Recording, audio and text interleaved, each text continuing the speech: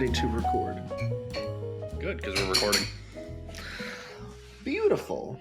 Beautiful. No, when you said lock your door, I thought you meant like your bedroom door. So I'm like, you realize if somebody's going to like come in, we can see them behind you. Like, why do you have to lock the door? I mean, I'm going to let them creep up on you, but I can at least watch. But no, you meant lock your apartment door, which Yes, makes much more sense. Oodles of more sense. Yeah, I'm sure. So how was your week, Corey? How was your week? This week's been pretty solid, pretty good. Work's going good. Life's good.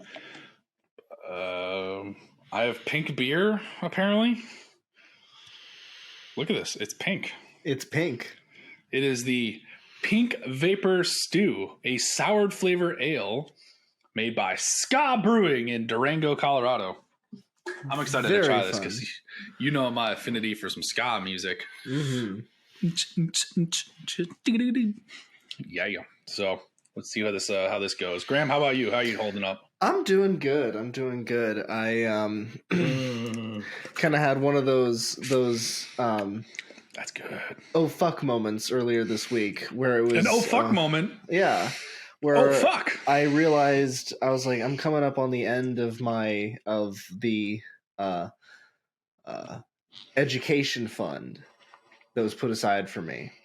I'm coming up on the end of that, and it's just going to see. Now, is this separate from the trust fund there? Well, the whole. Yes, it is. But this is the stuff that was specifically set aside for education. So it was just one of those oh fuck moments of like, oh man, I've been spending a lot of that, and I need to just like actually deal with the fact that I'm a compulsive spender. Which is a thing that I think needs to be addressed in the country, is that like a lot of people of all different fucking wealth disparities fall into the same category of compulsive spending. Like no matter what, it's a problem. And I fall victim to it all the time because I'm a materialistic bitch. And I like nice things. So I have to. It was just a no fuck moment of like, oh yeah, I can't do that because work is a thing and money is a thing, and it does come to an end. It isn't endless. I've been telling you that for like 3 years. All right, there, money bags. Yeah, no, I know. It's just one of those things where like. It just hits you. It just hits you, like yeah. Like you everybody knows it. Everybody knows it. It just everybody has a moment where a specific moment that it hits you more like poignantly. See, what most of the people in this country realize when it hits them is not so much when their money's about to run out. It's when you look at your student loans and realize, oh fuck, I'm going to be paying these until I'm in like my 40s. See, that's a very, very valid point. My buddy is 36. He has over $100,000 in student loan debt. Yeah. Like that's just not going anywhere anytime soon. Fuck it. Yeah. There's a very interesting show on Dropout TV called Total Forgiveness, where hold for sound. Holding. Where comedians Grant O'Brien and Ali Beardsley challenge each other for 10 episodes.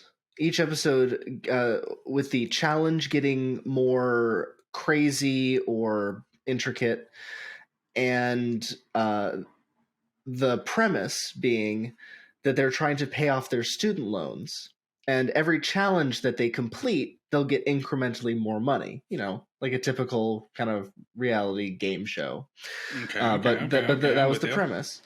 And instead of just making it be like, oh yeah, and we're talking about student debt, they went really in depth, even from episode 1 into like the problems that everybody goes through with student debt.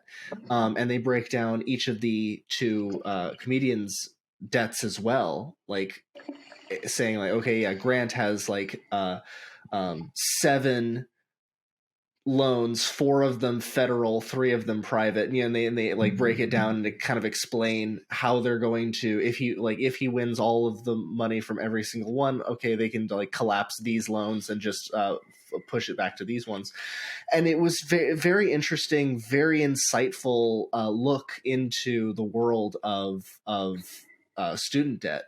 And Grant, of course, in the show, it was very fun because we get to see 2 people who have a massive student debt. So Grant has nearly $100,000 in student debt because his parents had no money in savings, and he decided to go to a private art school because he's an asshole.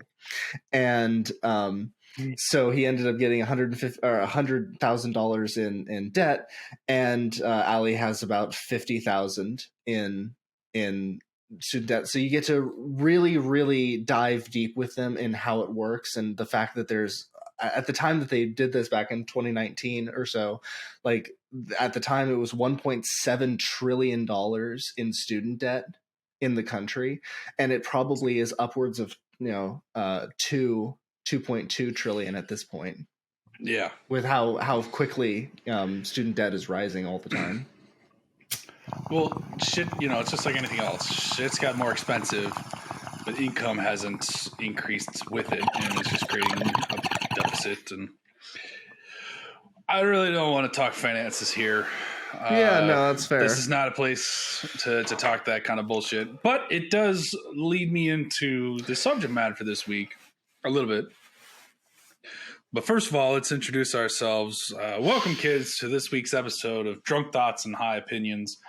I am your pink beer drinking drunk thoughts, Corey. And I am your high opinionated Graham, who just smoked yet again for the 3rd week in a row some all-purpose flour. What can I say? It's all-purpose. It fits every purpose. So get in where you fit in. Exactly. And weed is expensive. So is alcohol. Yes, I did buck up. Like normally when I prep for this show, because I realize I'm just gonna be chugging beers throughout this entire hour and some change, whenever we do hour and a half. So I usually just kind of get a cheap basic beer that's like $10 for a 6-pack, or $7 to $10, like a Blue Moon or Corona, some shit like that. But today I kind of splurged. I went 15. I spent $15 on the 6-pack for the Ska Brewing because it really intrigued me, and I'm kind of glad I took the plunge because this is going to do it for me. This is quite nice. Now, and I pre-gamed with a little bit of peppermint schnapps. So. Can I tell you something, Corey? No. Can you? Usually, I'm very strict with myself about drinking any alcohol on days where I'm recording with you, because I'm high opinions. That's how it must be. So I was very hesitant, but I was hanging out with a friend, and we usually go for drinks. And I was thinking, well, a beer couldn't hurt. And we ended up going at 3:00. So I did have 2 beers. But it's nearly 9:00 at the point that we are recording this, so I feel like those 2 beers are as if I didn't drink anything at all. So I am high opinions, not crossed examinations this week, I can assure you. Okay, well, thanks for clarifying that piece of information. That's a good solid minute of the listeners won't get back in their lives, but okay. Fair enough. Yes. Ram is only smoking weed. Shocker. Hold on. I'm going to stop the show and call Ripley's here. We do need an episode where we switch, though. When I have a surplus of funds, there are THC beverages here in the cities that I will acquire, and we will do a cross-examination, and I get high and you get drunk, and we'll play a little switcheroo at some point, but let's not worry about those episodes. For now, we're talking about finances, how much they suck. I'm a broke ass bitch. But I did a couple months ago buy a Nintendo Switch. Very irresponsibly bought a Nintendo OLED Switch, or Switch OLED. And I've been playing Breath of the Wild. We've talked about Breath of the Wild on this show. We've talked it to death. And so I'm doing that. I'm playing that game, and I was jumping between editing last week's episode and playing Breath of the Wild. And I was like, wow, this game is so good. this podcast is so bad, but this game is so good, but this podcast is so bad. Because we were kind of scatterbrained last week. We really jumped around. Mm-hmm. This week, I think we should really let's just tighten it up a little bit. Let's. Can we? Yeah. Okay. I got you. No, we can. Let's do this as much as we can. I'm sure we'll diverge and divert and do other shit. But let's. I want to talk Zelda series games, and it kind of led me to an epiphany of like when we come to a point where it's like nothing's really happening. Mm-hmm. Let's rank our favorite video games in series. So, case in point, I've been playing Breath of the Wild. Let's just do a full episode on Zelda, and we'll rank all the Zelda games as we see fit. And I think because you came into the series later than I did. I remember playing the OG Zelda on the old Nintendo system, and I'm guessing you came in like Ocarina of Time, Majora's Mask era. So you might have some different opinions to my thoughts, and I'd like to have that little contrast battle of like which is the best Zelda game in terms of rankings. For instance, I'm going to start this off with a controversial thought. Excuse me, sir. Excuse me, please, and thank you. Sorry, Letterkenny. Over the Breath line, of the Wild. Great fucking game. Great game overall. Not a good Zelda game. I agree. Shit, I was hoping to more conversation to that. No, okay, Fuck. fine. I'll play the devil's advocate. Finally. So the It's usually my original, role. the fucking original Zelda game, on the NES was the truest open world that you could ever fucking like think about. It's a game that literally just plops you down and says go. And the only thing that you have to go off of is like well, okay, fine, yeah, they give you It's a little dangerous introduction. to go alone. Take this. Boom. Now you're alone. Okay, fine. Well, I was gonna say they drop you into the world. And the only thing they have to give you is there's a little cave right there where you walk in and a person gives you a sword. But okay, that A little. It's not even a real sword. It's a wooden sword. And then, do you kill him with it? no. Because Link holds it up and like the da da da da, and then the old man disappears. It looks like he stabbed him. I think Link stabbed him. He's dead.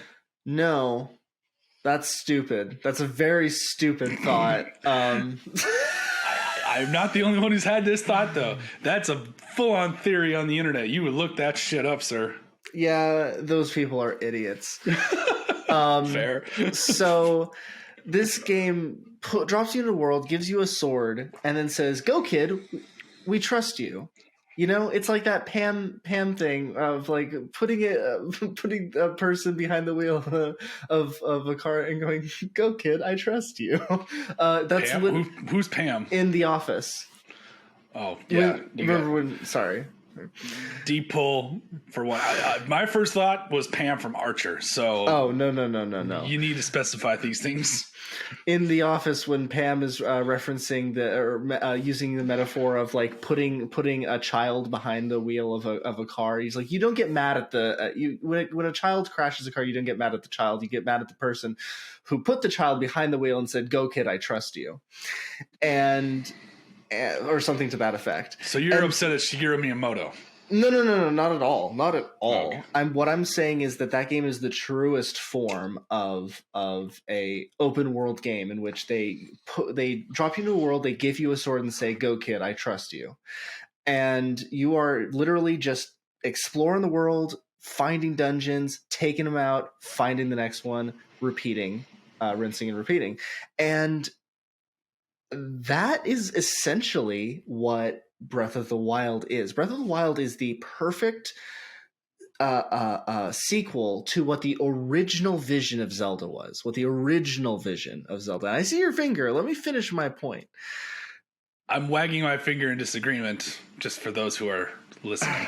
Yeah, you can put that wagon finger away. I think that Breath of the Wild is the perfect embodiment, the modern version of that original game, where instead of just dropping you into the world and giving you a sword, they drop you into the world with very little context, just a little bit more, more Dark Soulsy kind of context of like, whoa, The hey, world what? sucks. Yeah, world sucks, blah blah blah, and we only have a few voice lines, and then we fuck off.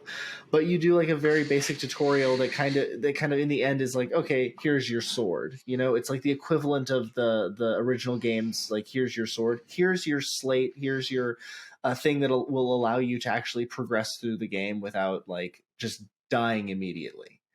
This is the thing. This is the tool that will allow you to progress.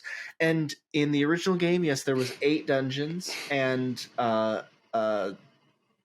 even though they were all different themed, all different like graphics to them, very similar just vibes and structures to them. And I think that was kind of emulated with the Divine Beasts being very similar in structure and with just slight alterations, and they're all just kind of the same thing. So I do think that Breath of the Wild is the perfect sequel to the original game, not to the series, but like what the series became. I'd say that the series kind of found its form with a Link to the Past, and then continued that vibe through Skyward Sword. Excuse me. You're wrong, but it's okay. I still love you. All right, whatever. I'm just kidding. No, I'm just messing with you. You're not wrong, but I do have one counterpoint to that.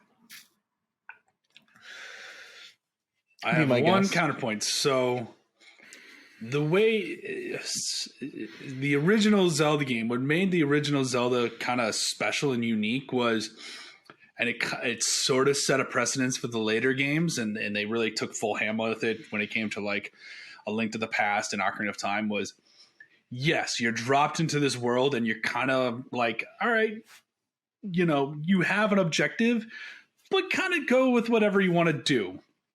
Not quite open world, but it was, a lot less linear. But there was only so much you actually could do with the equipment you had. Right. And you had to figure out what was necessary to find to progress even further in the world, to unlock more of the world. So if I remember correctly, when you boot up the original NES Legend of Zelda, you really only technically have access to like 3 or 4 of those 8 dungeons in any order.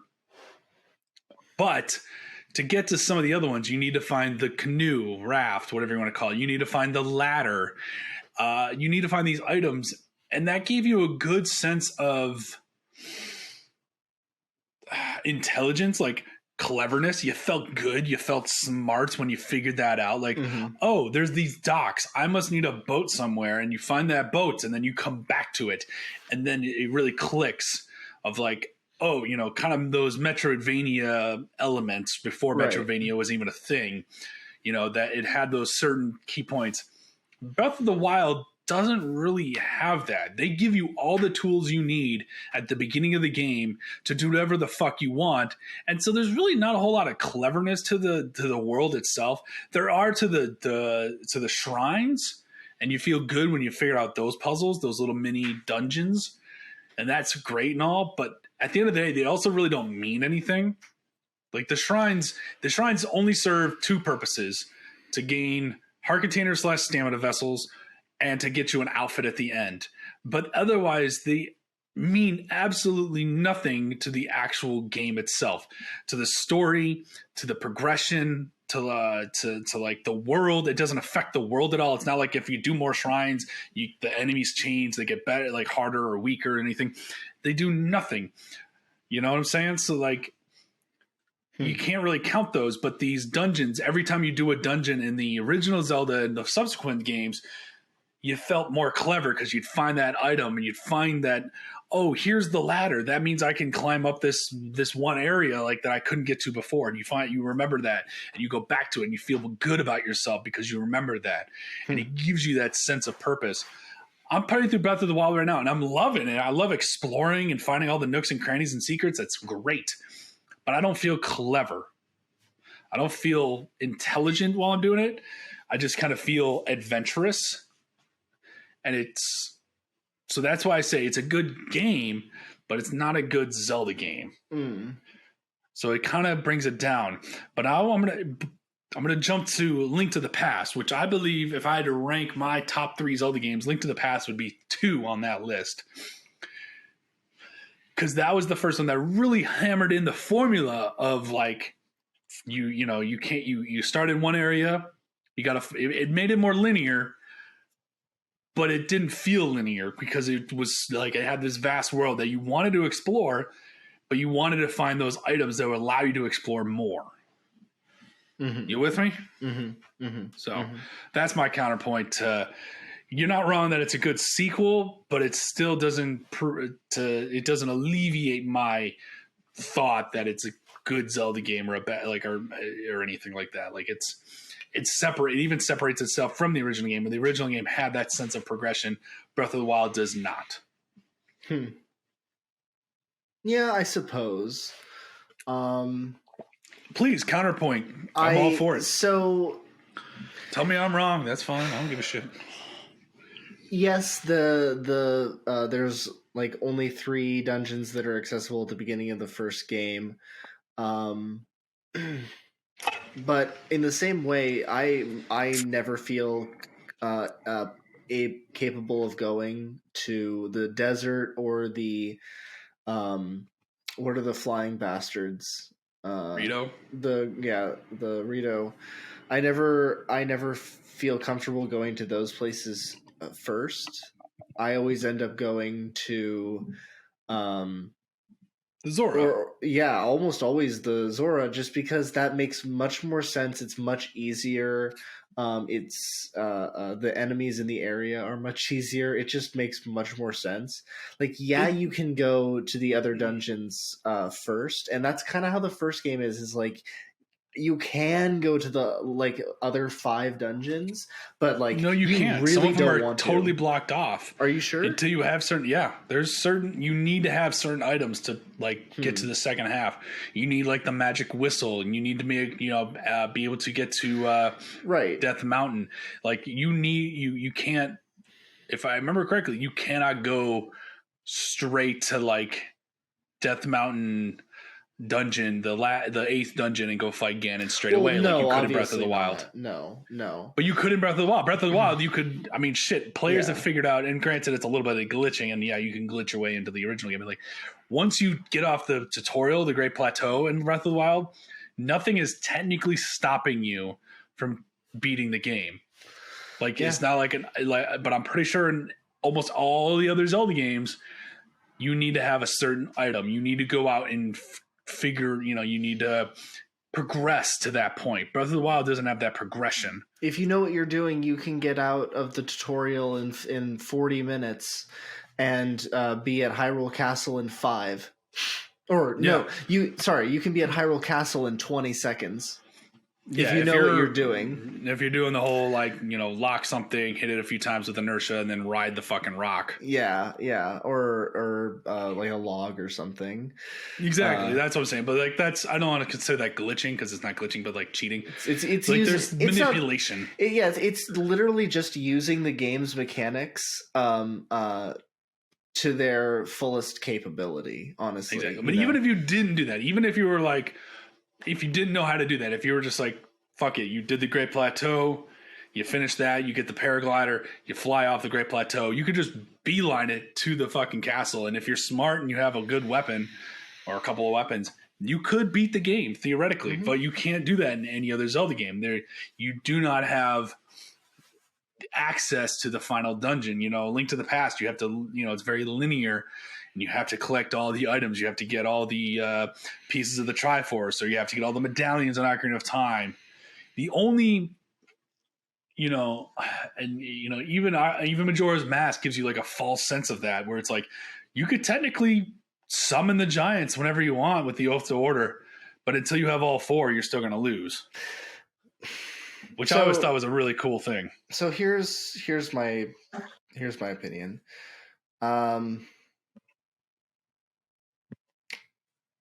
you can't just make the same game over and over again. And in No, of course not. essence, in essence, that's what they did from 1994 was Link to the Past.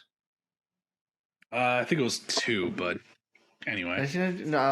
Really? I thought that was Link's Awakening. I'll fact check you. Anyway, You continue with your point. A Link to the Past through Skyward Sword were all, in essence, the same game. 91. 91, really. So initial release date 91. That was in Japan probably, but 92 for the States. So A Link to the Past to Skyward Sword were essentially the same game. They all had the same structure, from Link waking up, talking to somebody who guides them somewhere, shit goes down, story continues. That's basically that's a good way to describe it. Literally, that's every single Zelda game. Link to the Past. Something's happening at the castle. Link, you got to get down there, or you're not supposed to go, but you got to get down there. You go down there. Save your uncle. You got to save your uncle. You go down there. Shit Link goes family. down. He's a family man. Ocarina of Time. Navi comes. Hey, Link, you gotta go speak to the Great Deku Tree. It's very important. You go to the Great Deku Tree. Hey, Link, shit's about to go down. Get inside me. You'd say Deku or Deku? Deku. That's how I've said it since I was 4 years old. Don't. You're not stopping me now. Pretty sure it's Deku if you've listened to the voice acting on Breath of the Wild. I will say, I love the voice acting, if only to clarify how to say some words, right? Like Deku, yes, Gerudo. But just to Goron. finish my point, Majora's Mask. Link rides through the forest. Fairies attack. Shit goes sideways. Shit goes sideways and hits the fan. Can we just touch on the fact, ever so briefly, the fairies are Tattletale. Oh, yeah, I like that. Yeah. Did you ever notice that? I didn't, but that's good. Your fairy, the one that you get, is named Tattle because she tells you things, and then her brother is named Tail, so they're both Tattletales. Yeah, that's funny. I never picked up on that detail. That's really funny. And did you know Navi stands for navigation? Yes, I did know that. Yeah, I did. She was, before they brought in fairies, they just needed something to navigate you through the game, and navigate became Navi. So, well, fun facts. Moving on. Anyway, that kind of concludes my point of, like, those games were all very much the same structure, and by the time it hit Twilight Princess, people noticed. It was Twilight Princess when people noticed, like, oh, I think they're making the same game over and over again. And then Skyward Sword didn't do so well. One, because the motion controls were not a huge hit with the public, and the story was once again just a repeat of Twilight Princess, but in the sky. Yeah, that one was. So basically, they needed to do something different, and they did. And they did it spectacularly. And they kept the feel and vibes and world of Zelda there, but they just changed its structure a little bit. And I, for one, am very happy that they did that, because as much as I would have loved just another game over and over and over again, it's really refreshing to have something new and this is where I think Tears of the Kingdom is going to solve the issue, because I feel like you're 100% right that it did a lot of things great, and it definitely switched up the formula, but it took out a lot of the formula that made Zelda games special. Again, so for instance, imagine this game, Breath of the Wild, but instead of the Great Plateau giving you all the runes up front, you had to go find them in the world. Right.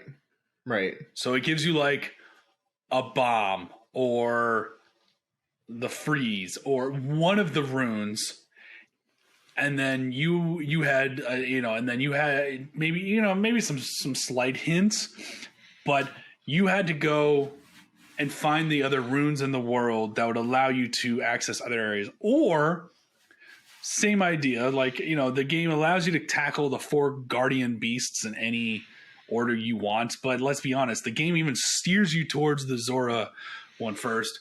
And that's fine. I think most people do that first because not only does it make sense because, yeah, the enemies are easier and it just is in that same direction. But then having Mifa's Grace is just super helpful. Like just having that quick revive, when you get fucked over by the wrong enemy. Exactly. Like it's so nice to have that capability.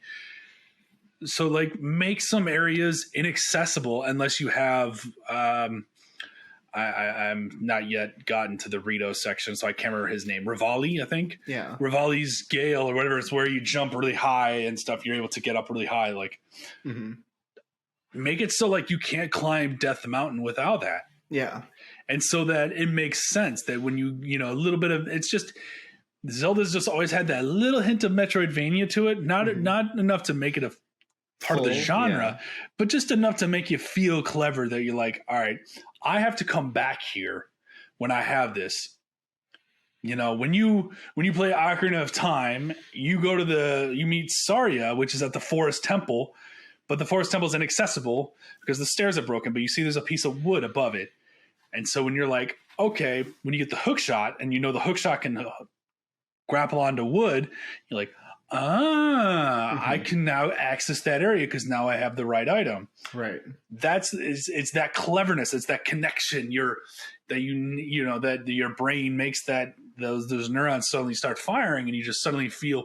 It makes the gamer feel more baller than they are because they figured it out. They solved that puzzle. It makes you feel good, and that's what I'm asking. That's what I'm hoping Tears of the Kingdom does. Is it just it?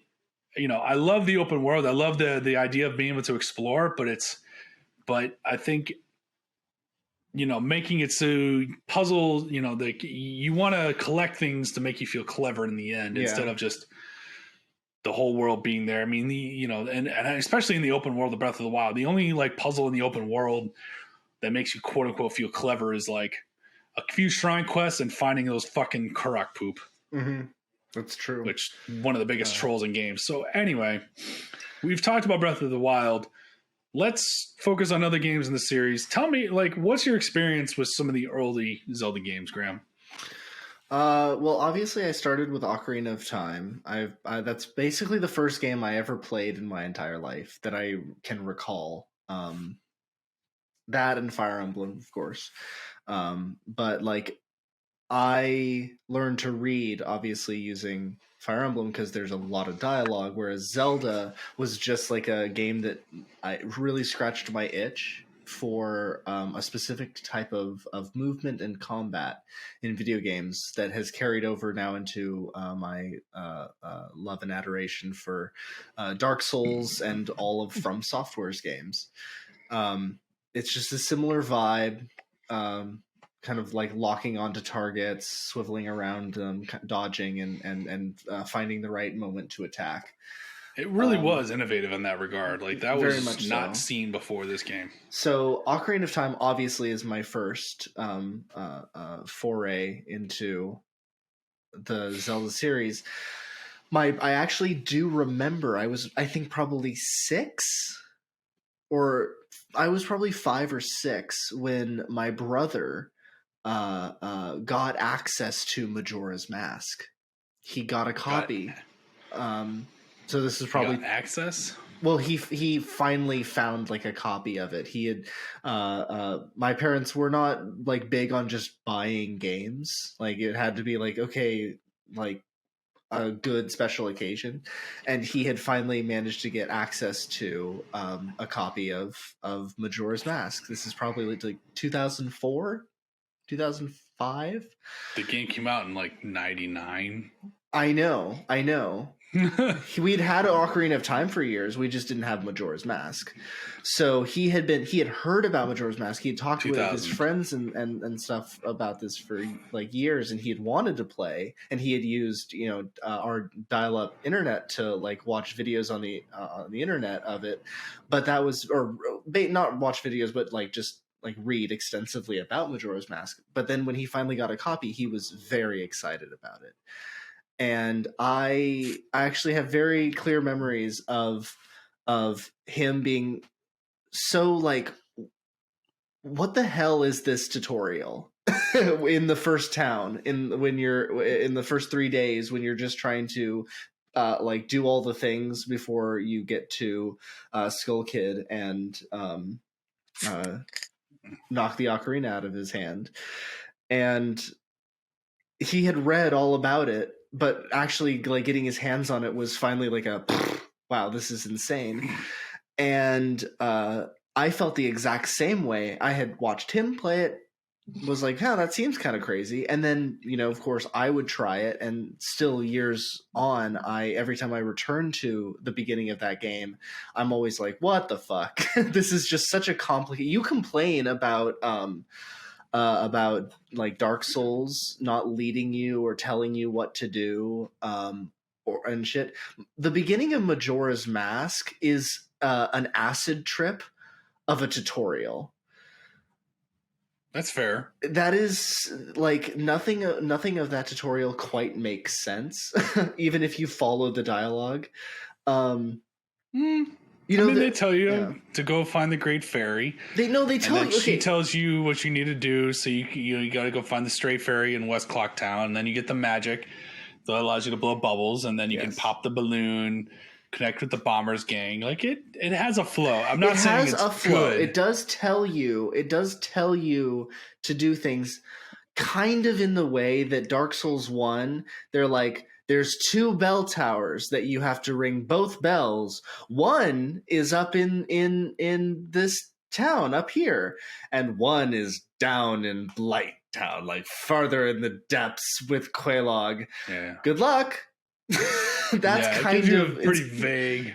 It's like, go here. Oh, cool. Thanks. It's just simpler because it's just one town instead of all massive. It's a kid's game. Yeah, it's a kid's game. Masochism, the game.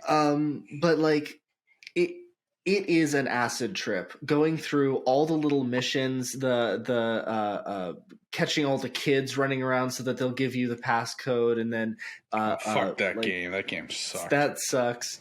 Popping the guy out of the sky, and so that he'll just get pissed off at you and run away, and it'll all have been for nothing. Trying to get access to all the heart pieces in the town when you're still just a fucking Deku scrub. Yeah, Deku scrub. Who you pop? What balloon are you talking about? Tingle? Yeah, Tingle, when he's up in the sky and you're in the middle of the playground you don't have to interact with him to get through those first 3 days. Oh, but I want to. I always want to. Yeah. He's huge in Japan. I hate Tingle, the character. I love bursting his bubble. Anyway, like it's just kind of odd, a lot of the things that you do.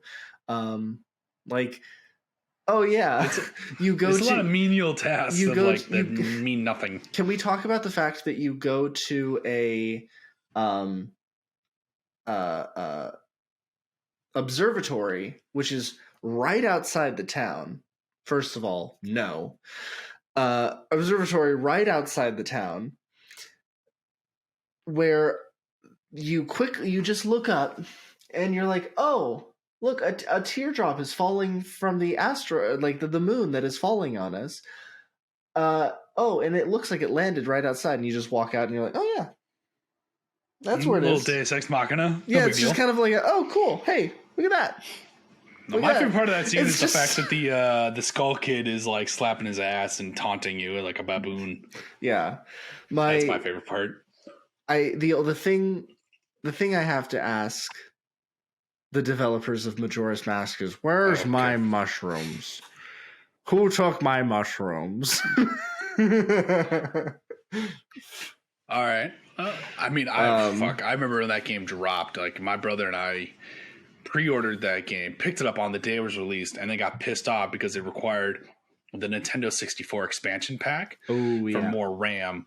Yep. And so we didn't have that. We had to save more money over the course of like the next month of our allowance to go buy that. So we had the game for like a month and we couldn't play it, and we were pissed. That's annoying.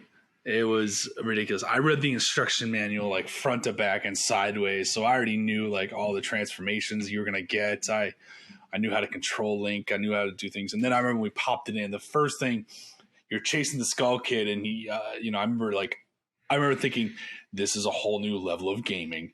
When Link is jumping and he does a somersault, and I'm like, this is awesome. Yes. Like, he's doing cartwheels and like flips in the air, and I'm like, this is so dope. Yeah, so totally changed up the combat and made it like flow way better. Well, like, the combat's the same. It just the way Link moved, he just moved more like a badass. Yeah, it was more anime than it used to be. Like the concept was anime, but Link was always very grounded in reality and like I am a great warrior, but like realistically. And then Breath of the Wild Link is like, huh? I have no weapon, but I will defeat you. Yeah, exactly. I will just I will take you on in whatever capacity, and then like flings himself around the map a bunch of times. Okay, so let's Ocarina of Time and Majora's Mask. Pick one. Just because I've beaten it, and I'm going to choose Ocarina of Time. I have never beaten fully Majora's Mask because it's one of those games that like by the time I get to the second temple, I'm exhausted. Just a little burnout. Just a little burnout at that point. So it's one of those games I just need to push through. So I'm going to choose Ocarina of Time, even though Majora's Mask is more my thing. Like as the macabre and the dreary town, the general ayahuasca feel of it is the general Edgar Allan Poe. Yeah, the psychedelic Poe. Yeah, it's more my thing, but because I've beaten Ocarina of Time thrice, I'm going to choose that. But that's not my favorite one in the series. We'll get to that, but I want to quickly ask: have you beaten the second temple in Majora's Mask? No, actually. I've gotten like partway through it, and I'm just like, oh. Yeah, that temple, Snowhead. The temples in Majora's Mask are not very inspired. They're pretty boring. Snowhead is annoying because if you fall, you got to climb all the way back up. And then the third temple is just as annoying as like the water temple in Ocarina of Time, where you're changing levels and like you have to swim down corridors that are one way as you change these levels and change directions of the level pressure. Not very good. The stone temple, the fourth one, is kind of fun because you play through the whole dungeon once, one way. And then the special item you get are the light arrows, which allow you to invert the whole temple, and then you have to go through it again upside down. So that one's innovative. That one's fun. Yeah. But I'm gonna be upfront and honest. If you had a hard time getting through Snowhead, it truly drags. It wasn't that I had a hard time. But if you're like getting fatigued, right?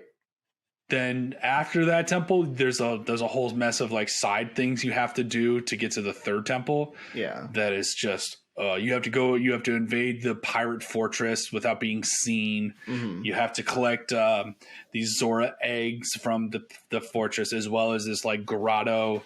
But before you do that, you have to go and get a golden seahorse picture or something like that. It's a lot of little minutia bullshit that's just frustrating. But I will say this: the second boss, the boss of Snowhead, is probably one of my favorite Zelda bosses of all time. Oh yeah, Goat. Yeah, the goat. Is amazing. Fought him, obviously, because I haven't gotten to him, but I've seen obviously lots of people fight him because I've seen boss rankings. I love fighting that guy. Like Majora's Mask was I think the first game that allowed you to go and replay bosses. Yeah. After you've beaten them, you can go back to the temple and fight him again. And I would fight Goat all the time because I just thought that was such a cool boss where you're playing as the Goron Link and you're just rolling, trying to catch up to him and like jump on top of him and throw your spikes into him.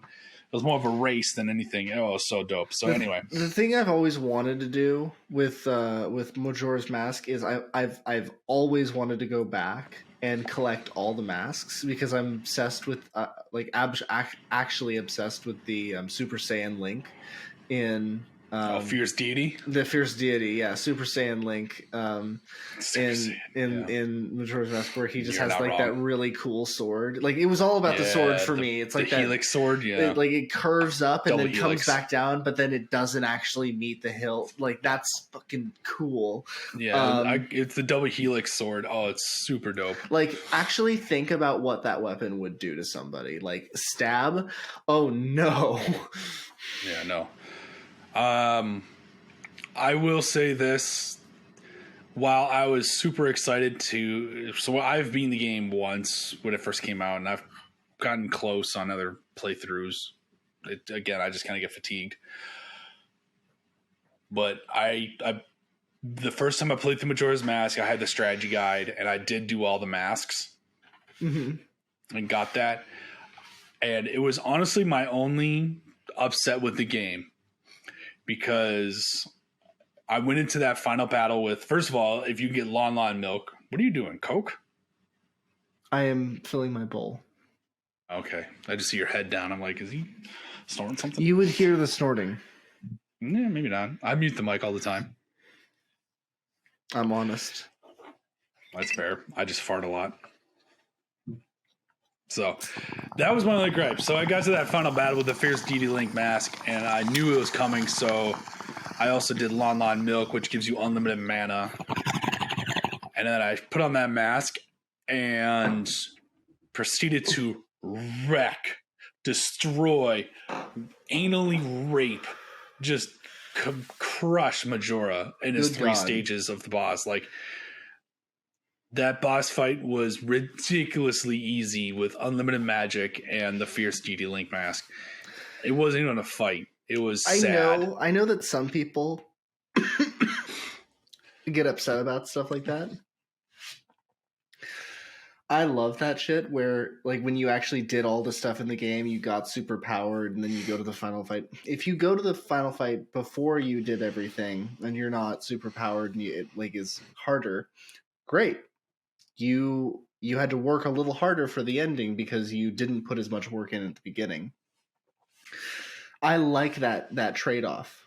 Actually, I like that trade-off of like, oh, you put in all this work, you get this thing, and then you actually just butt fuck this final boss, and because that's super satisfying to me. That makes me feel like that's a proper anime, thing of like you get there and it's like, oh, we just full powered, absolutely destroyed, and love. It gives me a feeling of anticlimactic, especially. I mean, literally, all I had to do was hold the Z button and lock onto him, and press B, and I shot sword beams at him, and it was like boom, boom, boom, done with that phase. Boom, boom, boom, done with that phase. Boom, boom, boom, done with the game. It was. I'm not exaggerating. Yeah. It was just that quick. It's nice when it's a cakewalk. It's nice when you feel confident and easy, especially like a Final Fantasy game where it's turn based. If you've done everything and you're just OP but there's, I don't know, that just like, give me a little something here. It's like for a 9, 10, 11-year-old, like to be able to beat the game that easily, I just was very disappointed. So fair. You mentioned earlier your favorite Zelda game. Hit me with that. I want to hear what your favorite one is. So I don't know if this is going to come as a surprise or as like, yeah, that makes sense. Twilight Princess is 3 on my list, if that's where you're going. That is where I'm going. So Twilight Princess was actually the first Zelda game I beat. We'd had Ocarina of Time for a long time. It was the first game I played. But I had always had struggled with it, especially once you get to the Shadow Temple. I still do. That part of the game always kind of throws me. I hate doing the part going down the well. I just don't like the Shadow Temple in general. Having to like use as you know, I'm not a fan of horror games, and that part just spooks me. Not as much anymore. I still have the memories of being spooked, and it's just like, God, I don't like this place. I just hate the re-dead. I wish, then they freeze you. Honestly, I wish that I could just skip it and do the Sand Temple instead, not have the Spirit Temple, and not have to do the Shadow Temple at all. But unfortunately, that is not a reality that works. You can't do the spirit before the shadow, though. I know you can, and I often will. But I also have a kind of OCD because I always think of the Shadow Temple as being before the Spirit Temple. Like I see the Spirit Temple as being the last thing you do. So I've only done. I always want to do that, but then my OCD is like, no, you must do the Shadow Temple, and then you have earned the right to go to the Spirit Temple. But anyway, that's not the point. The point is, I love Twilight Princess. It's the first game that I actually beat. We got it on GameCube because we did not have a Wii, and I just simply adored it. It was Ocarina of Time, but with better graphics, and I thought that all the temples, while being obviously in the same vein, in the same like theme, like fire, water, forest, shit like that. I loved that they had done something so completely different with like everything. It was so fucking fantastic. And I saw a lot of people criticizing it as just being another Ocarina of Time, and I heard that and I was like, that I'm fucking fine with that. If it ain't broke, don't fix it. If it ain't broke, don't fix it. And what I continue to love about Twilight Princess is how many great temples are in that game. Like you have obviously your standard forest, fire, water, but then instead of just getting like shadow and spirit, you end up getting this sand temple, an ice temple. You do the temple of time, just to get the master sword. You do just like 3 more temples than that I'm not even like I'm blanking on at this moment. I just remember there being like 10 or 11 temples in that game. It's more than Ocarina of Time, that's for sure.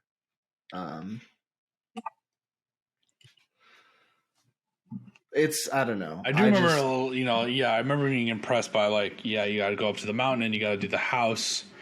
And then the Shadow Realm stuff. The Shadow Realm stuff was, I loved that. I was a big fan of that. I liked the doing those sections as a kid. Upon returning, it annoys me because I just want to get done with it and go back. But as a kid, I was really like, "Ooh, what's going to happen now?" Obviously, for a first playthrough. So that's my favorite game. I've only played it once, so I kind of 8 temples. 8 temples. So yeah. Which is depends on if you count the 3 spiritual stones as temples in Ocarina of Time. I do not. I consider them half dungeons.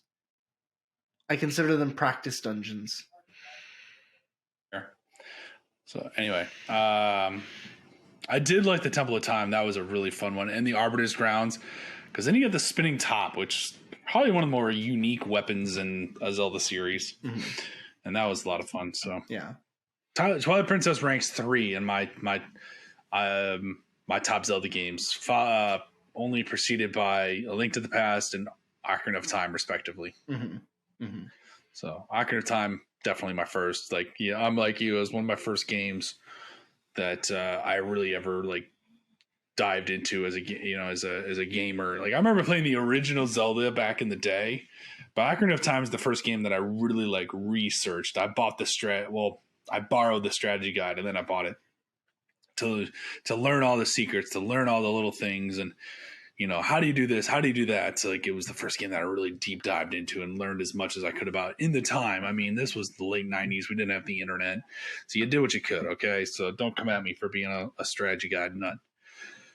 No, I also talking to the like fans, strategy guides. I'm talking to the fans. I'm a fan of strategy guides.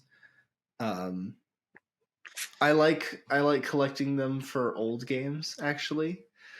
When I can find them. I only have a few, but my favorite one is a copy of Morrowind's. That thing was a novel. It's actually much. It's a lot smaller than the Oblivion guide, or the Skyrim one, or the Skyrim one. Spencer, my brother, had a copy of the Oblivion guide, which I obsessed over as a kid. When I didn't get to play the game, I would obsess over the book, and then then I learned everything about the game, and just ended up destroying everything in that world. I was an absolute menace to society, and Still continue are. to be. Yes, thank you. So I like strategy guides. For some games, no. Oh, nice. Ha!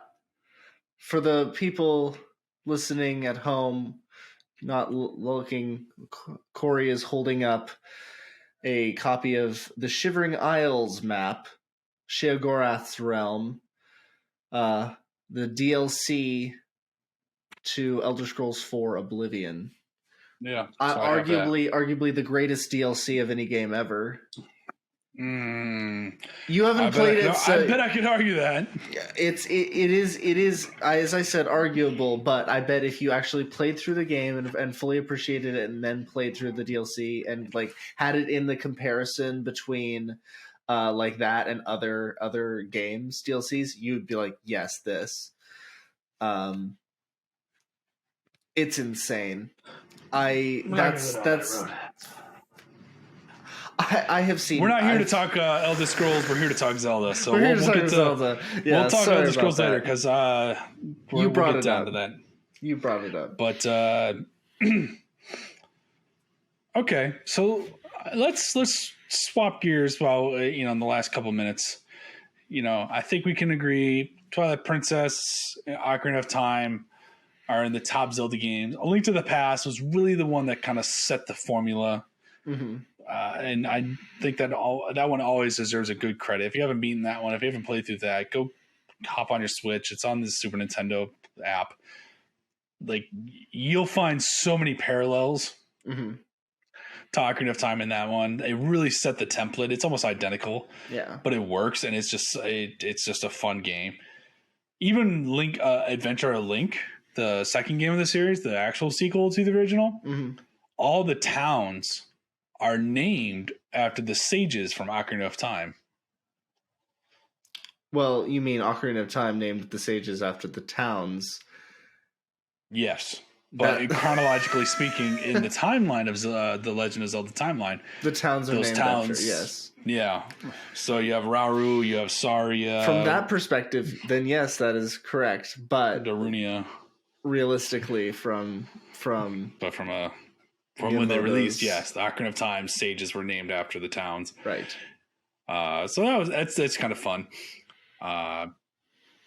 But let's talk handheld for a minute. So we started with Link's Awakening, and then you had the Oracle of Seasons and Ages, followed by Minish Cap, and then A Link Between Worlds. Which of these have you played through? And when I say Link's Awakening, I'm talking the OG, not the remake on the Switch. I've played the remake of that, but I've only played about the first hour of Link's Awakening on the original. So knowing that it's pretty much a 1-for-1 except the smaller screens, I love that game. But I need to play through the original to actually speak my mind. The original handheld Oracle? I did not. I played Four Swords. We had that on Game Boy Advance, and I loved that game for some inexplicable reason. I did not have anybody to play it with. I just loved the game. Fair. I just enjoyed playing it. I cannot explain why. But it was fun. Minish Cap I have not played, but I did play A Link Between Worlds. Had that on my 3DS. I had a 2DS, but yeah, one of those bulky fucking pieces of shit. But yeah, I had Link Between Worlds, and I quite enjoyed that one. And the mechanic of putting yourself onto the wall, like putting yourself into the second dimension, so to speak, was a really fun and innovative addition to the series. It wasn't my favorite. It was a unique idea that was fun in the moment. To use terms that are from something that I have no interest in. It wasn't a home run. That was more of like never mind. I don't know anything about baseball. What is it when you hit something that only gets the person to the first base? Is there a term for that? Like a bunt? I don't know. I don't know baseball. Then why'd you bring it up? I don't know. I thought I had this. Yeah, you didn't know. Somebody could bunt, which a bunt is usually more. It's usually when they round up and square themselves in front of the pitch, and then they knock the ball to the ground, and it's 99% of the time used to advance another runner. Sure. Oh, right. No. Okay. That's not what I mean. Anyway, let me just. You talking about a ball, like a foul? No. Let me. I'll just say the Christ. The mechanic wasn't a home run for me. It was more like it just landed on second base. Of like, this is really good, but it could have been better. Like the game could have been better in general. And it could have been. Yeah. It could have been the environments in which I was playing it. It could have been I did not fully enjoy the 2DS, like the blockiness of it. I would have much preferred having a close, like flip one, a proper 3DS instead of just the knockoff kind of for But to be fair, I did not like the 3DS capability. So in my mind, the 2DS was like a cheaper, just better option. It was not. No. It's a whole other can of worms, but you can control that. Like, so I could go pull up my 3DS right now and make it a 2DS, and it's fine. Oh, I know. My logic was it's cheaper, and I don't even need to have the option. Yeah, but anyway, I didn't realize. Much smaller screen. Much worse hardware. Anyway, so I would going back to the game. I would probably return to that's a sequel to Link to the Past, direct sequel to Link to the Past. Yeah, I'm aware of that. So I would actually, if I was to replay that game, I would play through both of them in sequence, back to back. It's pretty fun. But I'm not going to play A Link Between Worlds until it's brought to the Switch, unfortunately. Yeah, that's probably going to go a long wait. Yeah, probably. And then there was Phantom Hourglass and Spirit Tracks as well. Did you ever touch on those? No, I did not. Good. Yeah. Not a fan. The controls were weird. I'll say it. I've mostly been a basic bitch when it comes to Zelda. I haven't even played Wind Waker. Oof. Yeah. If that comes to Switch, you should definitely check that one out. As much as the sailing is annoying, it really sets a lot, just like A Link to the Past set a lot of precedence on like gameplay flow. Wind Waker set a lot of aesthetic choices for Zelda games, and that even like Twilight Princess kind of mimics to an extent. But Wind Waker, that's a fun one. Surprisingly, a really fun one. I was a part of that crowd that saw the tech demo of Nintendo, and they were showing a realistic Link fighting a realistic Ganon, and it was like, this looks amazing. And then a year later, they were like, check out the new Zelda game, and it's this cel-shaded kitty art style, and we're just like, what the fuck is this? Right. But I remember playing through like, oh, this is a fun game. It's enjoyable. It's rich. It got a great story, and it has by far the best Ganon of any game.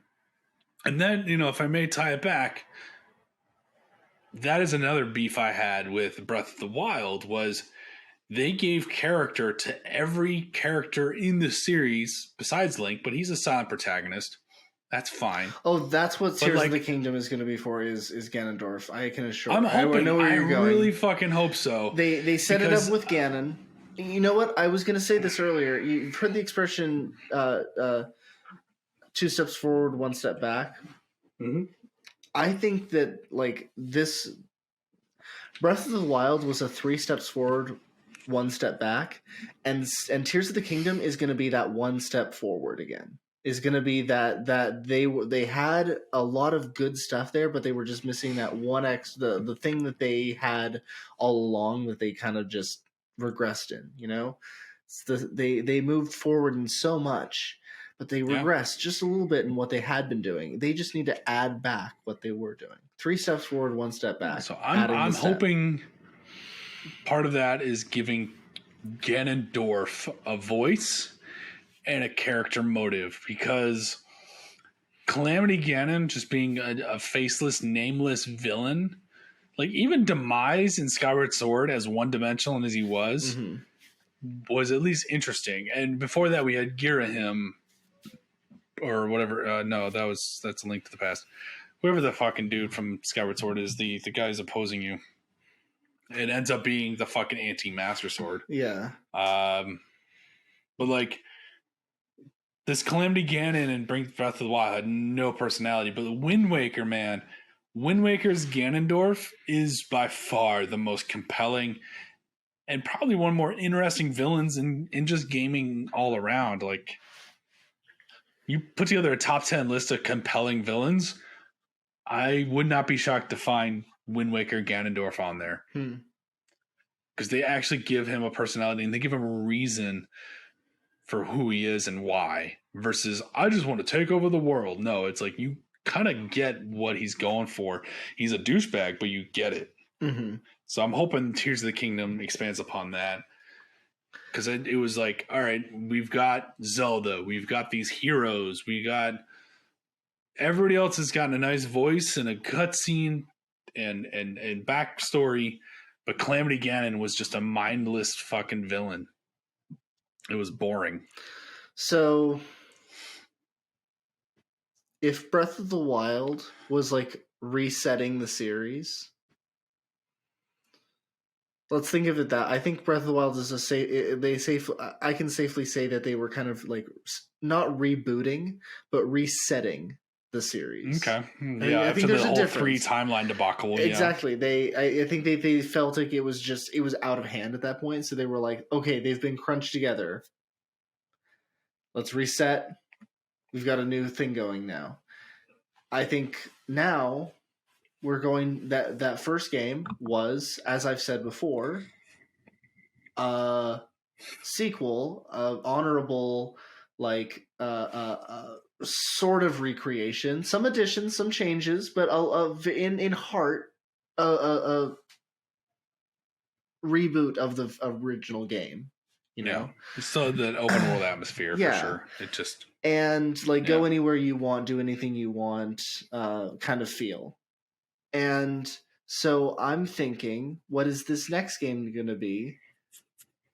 What I've only played a little bit of the second game. It's always thrown me for a bit of a loop, but I do know it's not good. I do know that you kind of travel from like node to node on the map. Like going to different places to do your fucking 2D adventures or sideways adventures, and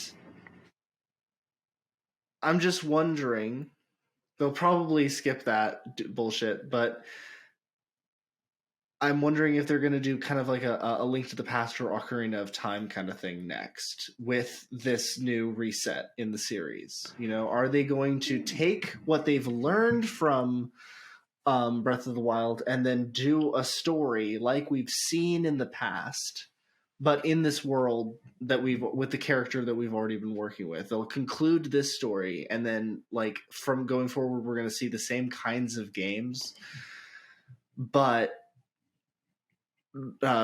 doing like older stories and stuff, the stories they used to do, but with much more freedom. I wouldn't even doubt them doing kind of like an Ocarina of Time remake that gives you a lot more freedom. I can see that. Yeah, but also they're not ones to like retread themselves. Like a Final Fantasy VII remake, but Ocarina of Time remake, like a full-on. I could definitely see that. That would be dope. That would be really dope. Maybe not to the intensity of like, oh, there's different timelines. Not to that extent, but just like fully like fully wrap up everything that happens. Like the first 3 spiritual stones make that, you know, a full fucking thing. Make the time travel more like intricate in the way it's or reactionary used, but but play with it in the way that the new like Breath of the Wild and Tears of the Kingdom, like their direction has been.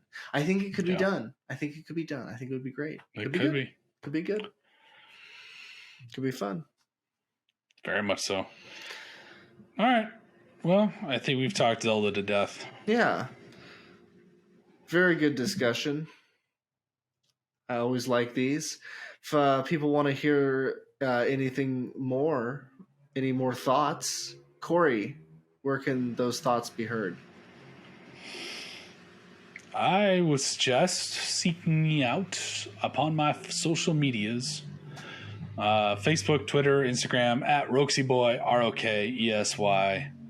You can find all my drunk and sober thoughts. Graham, you're high all the time, so why don't you tell us where we can find all your just regular opinions, because that's all they are for you. Because if all opinions are high, none of your opinions are high. That is honestly a very logical argument, and I cannot fight you on that one. Well, right. You can find my social media at outrageous_creation. I don't post much there, but that will lead you to my website, mad-musings.com. There you can find my short stories, my shorter stories with some photographs as well inside there. My poetry, scenes from plays, and some upcoming photography essays as well. So look out for that in the coming months. And yeah, I think that's it from me. I've been your high opinions, Graham Stebniewski. I have been your increasingly getting more and more drunk thoughts, Corey. Have a great night, everyone. Cheers, everyone.